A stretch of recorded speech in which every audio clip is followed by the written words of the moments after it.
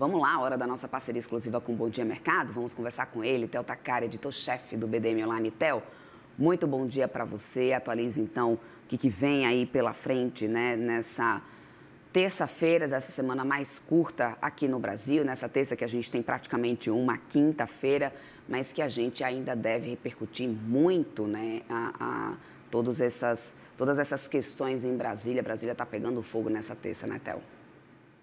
Bom dia, Débora. Pois é, tiro, porrada e bomba, infelizmente. O governo não conseguiu evitar a aprovação do pedido de urgência da análise do projeto de decreto legislativo aí que prevê a derrubada do aumento do IOF, mas ganhou algum tempo aí até que a Câmara analise o mérito desse projeto. A votação de ontem à noite representou aí uma derrota fragorosa para o Palácio do Planalto, um placar de 346 votos contra apenas 97. Havia expectativa de que a votação fosse ocorrer de forma simbólica, mas a Câmara quis expor aí toda a sua insatisfação com as medidas do IOF, né? A boa notícia é que os deputados não avançaram para análise do mérito, né, dando tempo aí ao governo, pelo menos para negociar aí com os deputados por meio da liberação das famosas emendas parlamentares, né?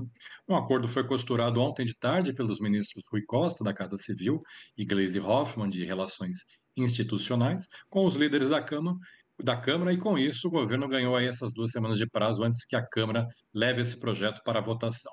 Agora ele só deve ser votado após os festejos de São João, quando boa parte aí da base do Nordeste volta para suas cidades, né? E Uhum. depois do Fórum Jurídico de Lisboa, que vai acontecer aí na primeira semana de julho, que muitos parlamentares daqui do Brasil vão lá participar.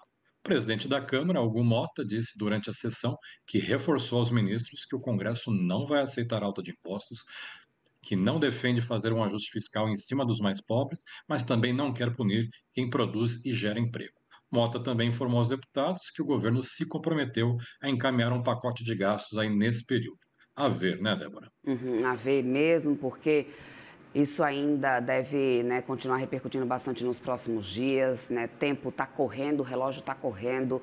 Daqui a pouco a gente tem recesso parlamentar de novo, né, Theo? Então vamos lá acompanhar isso de Exatamente. perto. Mas pelo visto ainda também tem mais dor de cabeça hoje aí para o governo lá no Congresso. Então conta para a gente o que a gente pode, né, esperar na mesa aí dos deputados, dos senadores, o que tanto tem preocupado o Planalto nesse momento, Theo, porque é um assunto, essa questão do IOF, esse imbróglio deve continuar, mas tem tantos outros assuntos, né, que também seguem no calo de sapato nesse momento. Então, o que a gente deve ver realmente preocupando o Senado nesse momento e o que está na mesa, né, tanto dos deputados como também dos senadores? A fogueira lá de São João continua acesa lá em Brasília. Isso eu posso te garantir, né? A partir do meio-dia vai acontecer a sessão conjunta do Congresso Nacional, que vai analisar aí os vetos do presidente Lula. O presidente do Congresso, Davi Alcolumbre, poderá realizar já nessa sessão a leitura do chamado requerimento, né? Aquele requerimento para a criação de uma comissão parlamentar de inquérito, uma CPI, que vai investigar as fraudes no INSS, que é mais uma frente aí de desgaste para o governo Lula. Mas aí a principal preocupação do governo hoje está na possibilidade dos parlamentares de derrubarem diversos vetos do presidente que representariam aí um aumento importante nos gastos para a União. Um deles é o veto que trata do projeto que regulamenta a produção de energia eólica offshore. Ele está sendo monitorado de perto pela equipe econômica porque pode gerar aí um impacto fiscal bastante elevado, entre 80 e 120 bilhões de reais para os cofres públicos nos próximos 5 anos. O projeto foi vetado em 3 artigos aí que previam obrigatoriedade de contratação de usinas térmicas a gás natural, com operação mínima de 70% do tempo, prolongamento de contratos de usinas a carvão mineral e aquisição de energia de pequenas centrais elétricas. Na lista de hoje também consta um veto do presidente que exclui as pessoas com deficiência leve para serem elegíveis para receber o benefício de prestação continuada, o BPC, que tem mostrado aí uma trajetória crescente de gastos, com 5,7 milhões de beneficiários, e os custos já estão ultrapassando inclusive o Bolsa Família. O Lula vetou ainda um projeto que incluiria quem sofre de diabetes do tipo 1 como pessoa com deficiência, e, portanto, poderia ser elegível ao BPC, e hoje corre o risco desse veto ser derrubado. Esses são alguns apenas da lista extensa aí de vetos que podem ser derrubados hoje e que podem complicar a vida aí do ministro Fernando Haddad na tentativa de atingir o seu objetivo de levar as contas públicas do país ao equilíbrio neste ano, Débora. É isso, o cenário aqui não está lá dos melhores nesse momento, né, Theo? Se a gente tem um cenário ruim aqui, se a situação não está nada fácil por aqui, lá fora tem estado pior com esse aumento de tensão, né, nesse conflito no Oriente Médio nesse momento. Theo, a gente teve até Donald Trump resolvendo deixar o G7, né, esse que seria o primeiro encontro dele ali junto com o grupo, mas antecipou a sua saída do G7 justamente por causa desse conflito, né, Theo? Ou seja, o que Donald Trump pode estar planejando nesse momento? Exatamente. A notícia divulgada ontem, né, pelo Wall Street Journal, de que o Irã estaria disposto aí a retomar as negociações sobre o seu programa nuclear, né, negociar com os Estados Unidos, trouxe algum alívio aos mercados ontem e fez a Casa Branca se mexer, né? A única condição imposta pelos iranianos é que os americanos não deveriam se meter no conflito com Israel.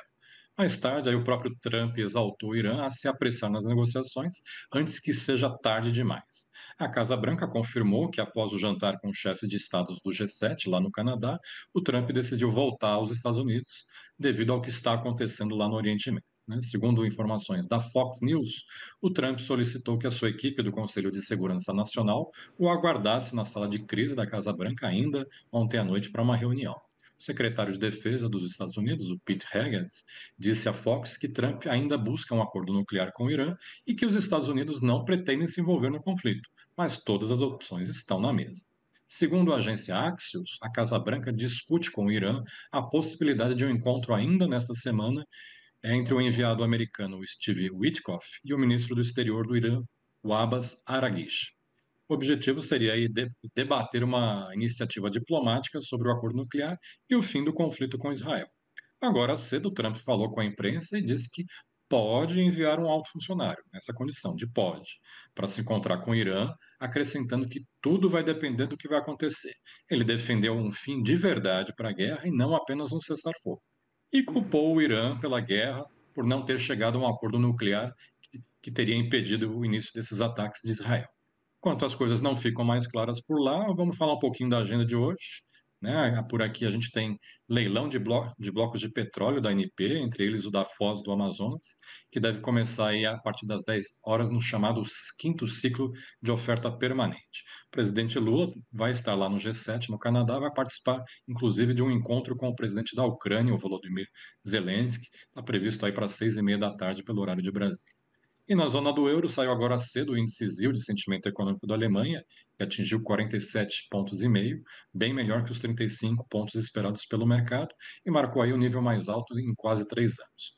Nos Estados Unidos, hoje temos dados de vendas no varejo às 9h30 da manhã, que devem recuar 0,7% em maio, depois de marcar uma alta de 0,1% em abril, e tem produção industrial às 10h15 da manhã, previsão de leve expansão de 0,1% em maio, depois de estabilidade em abril. Ainda nos Estados Unidos, tem os estoques das empresas que saem de abril, que saem às 11 horas, previsão de estabilidade após uma alta de 0,1% em março. E no Japão saiu de madrugada a decisão do BOJ, que manteve os juros em 0,5% aí, abrindo a primeira de 7 decisões de política monetária que vão acontecer nesta semana, incluindo aí o Fed e o nosso Copom, Débora. Perfeito, então ótimas atualizações, meu querido. Vamos lá dar uma olhada, né, acompanhar todo esse dia de hoje que promete, inclusive, não só aqui, como também lá fora, a situação interna e externa são bem Muito preocupantes, pesado. bastante pesadas, bastante movimentadas para essa semana, até curta aqui no Brasil, né? É muita coisa para uma semana só de 4 dias, né, Theo? Mas é isso, muito obrigada, meu querido. Amanhã eu te encontro por aqui. Um ótimo dia para você, até amanhã.